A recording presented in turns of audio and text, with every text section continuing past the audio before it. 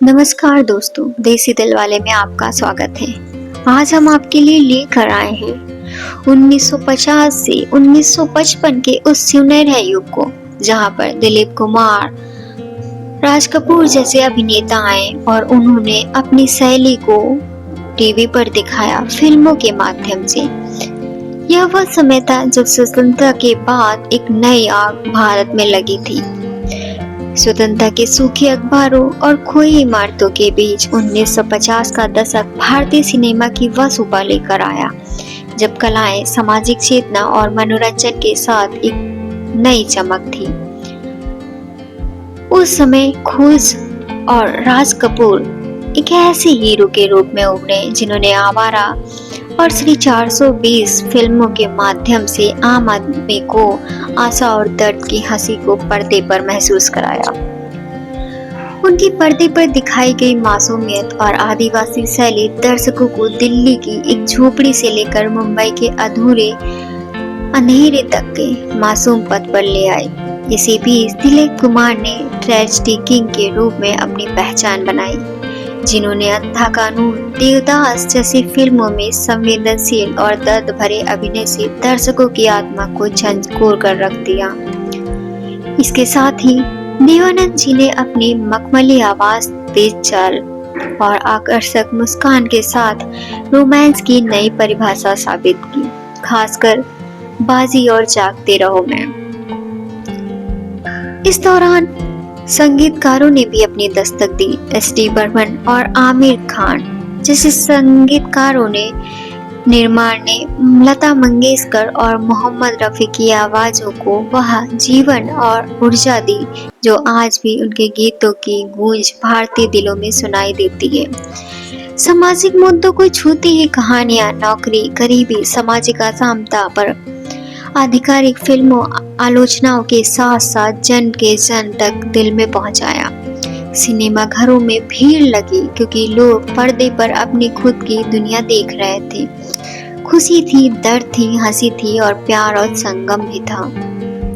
1955 के अंत तक हिंदी सिनेमा सिर्फ मनोरंजन नहीं रहा, वह एक साहसिक आवाज बन चुका था, जो भारत के बदलते हुए सपनों, चुनौतियों और आकांक्षाओं को परिभाषित कर रहा था।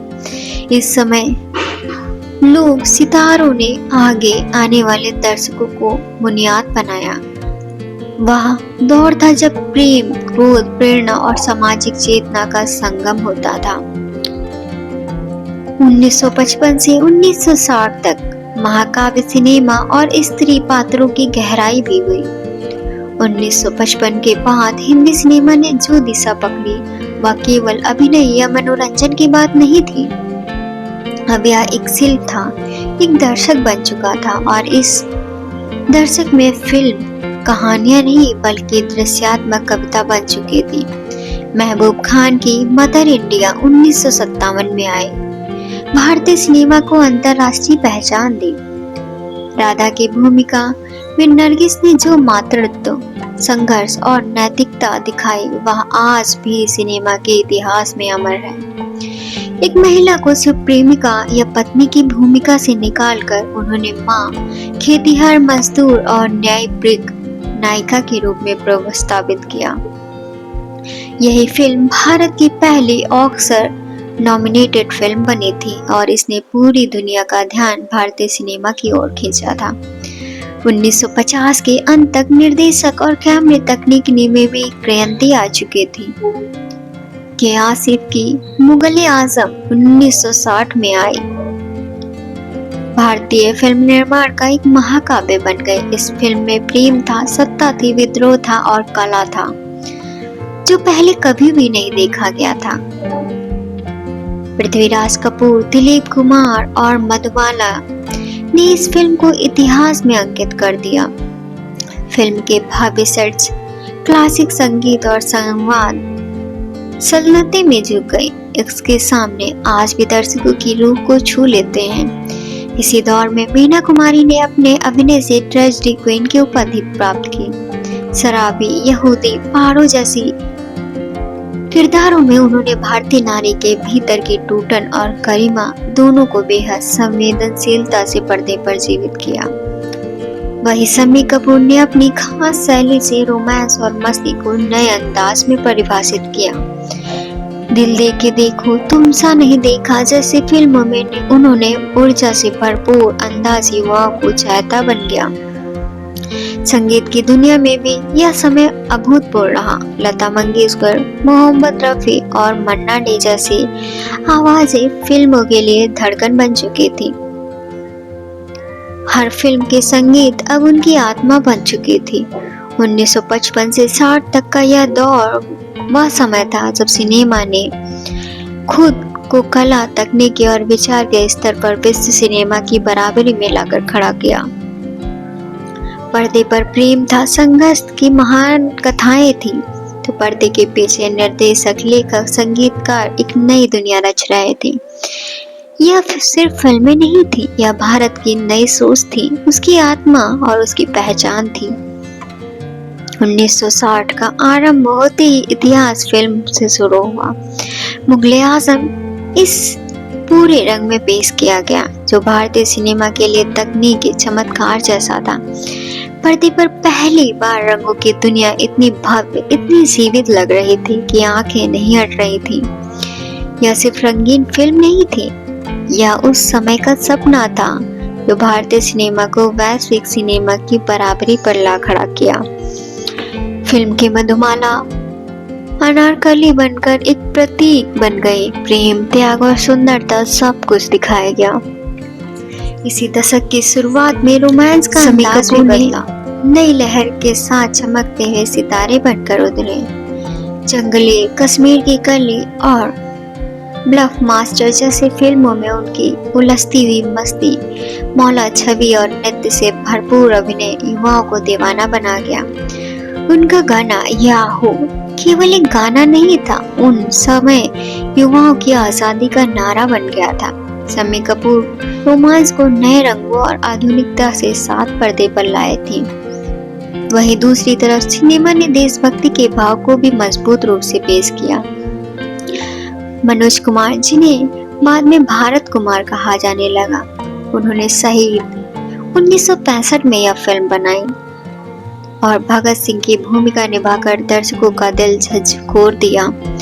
देशभक्ति की भावना से लबरेज यह फिल्म उस समय की पीढ़ी के लिए प्रेरणा बन गई थी। उसी समय हकीकत जैसी युद्ध आधारित फिल्में आई जिन्होंने भारत, चीन, युवा के दर्द और सैनिकों के बलिदान को दिल तक पहुंचाया। महिलाओं के किरदारों में परिवर्तन आने लगा था। अब वे सिर्फ प्रेमिका या पत्नी नहीं थी, बल्कि एक संघर्षशील, सशक्त, आत्मनिर्भर दिखने लगी थी। साधना, माला सिन्हा जैसी अभिनेत्री उन्हें गंभीर, शक्तिशाली भूमिकाओं के लिए चुनी जाने लगी। बंदनी में नूतन का किरदार एक स्त्री का था जो अपराध, पश्चाताप और प्रेम के बीच झूलती थी और दर्शक उसे केवल एक चरित्र नहीं, एक जीवंत इंसान महसूस करते थे। फिर समय आया 1965 से 1970 का। 1965 के बाद हिंदी सिनेमा में एक नई चमक दिखाई देने लगी और वह एक चमक थी राजेश खन्ना सितारे की। जी हाँ,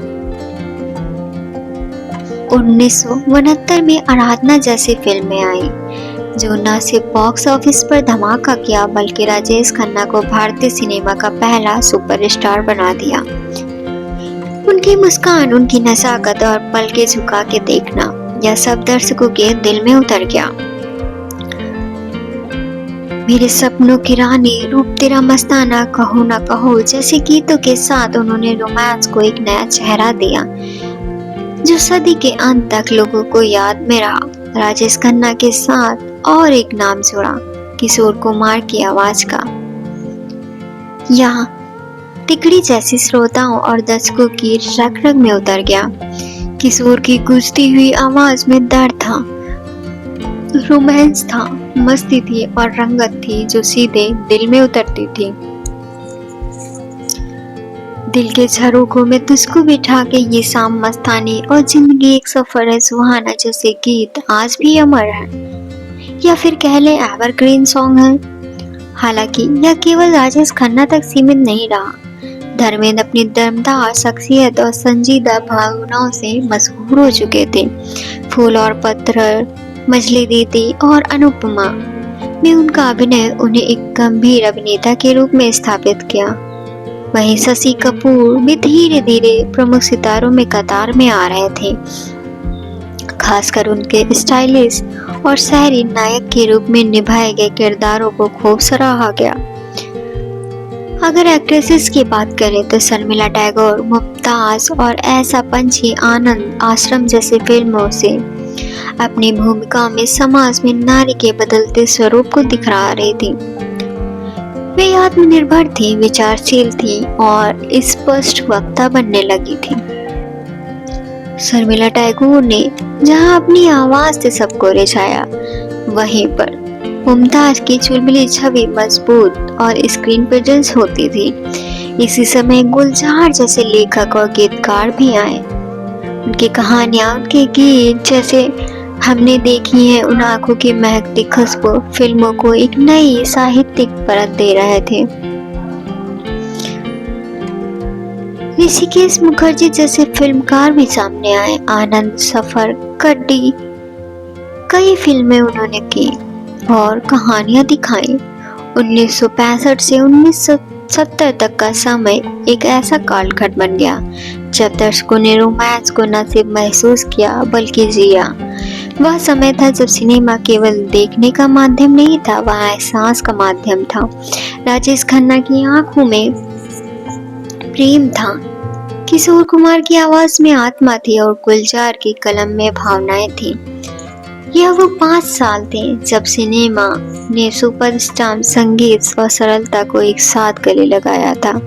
अगर आपको यह वीडियो पसंद आया हो तो हमारे चैनल को सब्सक्राइब कीजिए, वीडियो को लाइक कीजिए, क्योंकि हम लाते हैं हर रोज आपके लिए एक नई कहानी।